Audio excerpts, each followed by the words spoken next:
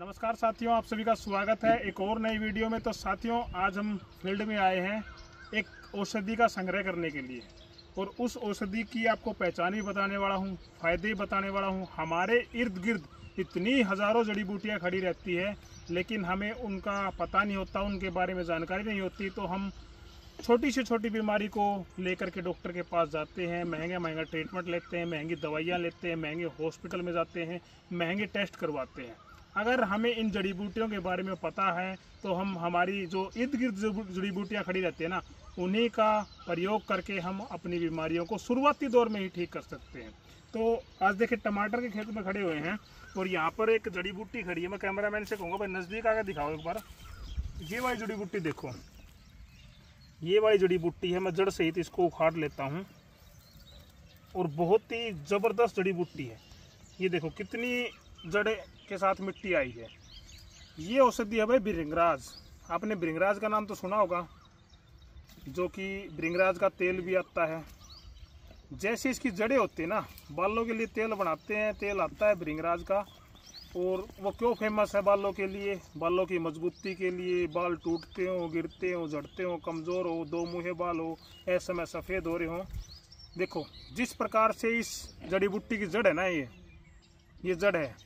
अगर इस औषधि का हमने बालों के लिए इस्तेमाल कर लिया ना, तो हमारे बाल इतने मजबूत हो जाएंगे। जितनी मिट्टी जैसे उखाड़ेंगे ना, उखाड़ने में बड़ी मुश्किल हो रही थी इस जड़ी बूटी को उखाड़ने में, तो इतनी पावरफुल है। जैसे बरगद की दाढ़ी होती है ना, उसी प्रकार से ये भृंगराज की जड़ होती है, मजबूत बहुत ज़्यादा होती है। ये है भृंगराज। इसकी पहचान देखिए, छोटे छोटे पत्ते होते हैं। पहचान करना बहुत ही ज़्यादा ज़रूरी होती है, क्योंकि इसी के सिमिलर और भी जड़ी बूटियाँ होती है, लेकिन इसका पत्ता हल्का सा खुरदरा मिलेगा और इस पर जो फूल आएगा ना, इस प्रकार से सफ़ेद आएगा। अक्सर ये पानी के किनारे नॉर्मल मिल जाती है। हमारे खेतों में तो फोकट के भाव में खड़ी है भाई। इसके प्रयोग बता देता हूँ। पहचान आपने देख ली, पत्ते, जड़, तना, फल, फूल, यानी पाचांग। भृंगराज का जो पाचांग है ना, ये बालों के लिए सर्वोत्तम औषधि मानी गई है। अभी प्रयोग बता देता हूँ। अगर किसी भी भाई बहन को बाल झड़ते हो, टूटते हैं, गिरते हो, दो मुँहे, कमज़ोर बाल हो ना, तो आपको तिल का तेल लेना है।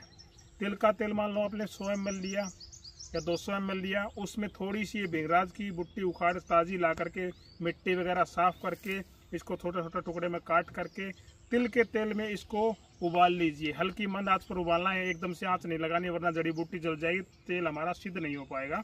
मंद आंच पर इस भृंगराज बुट्टी को तिल के तेल में पकाना है। पकने के बाद हल्की ब्राउन हो जाए, काली हो जाए, उतार करके इसको किसी बोतल में भरकर रख लीजिए तेल को, और अपनी जड़ों में हफ्ते में 3 बार इसकी मालिश कीजिए इस तेल की। तो आपके बाल मजबूत हो जाएंगे, तोड़ने से भी नहीं टूटेंगे।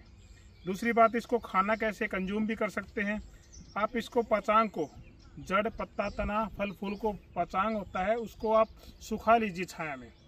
सुखाने के बाद इसका पाउडर कर लीजिए, बारीक पाउडर कर लीजिए।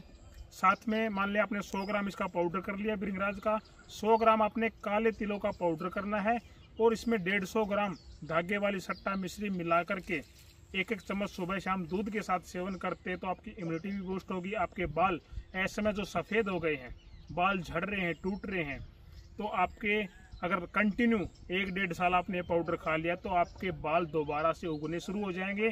और ऐसे में जो सफ़ेद हो रहे हैं ना, तो वो बाल हल्के हल्के काले भी होने शुरू हो जाएंगे।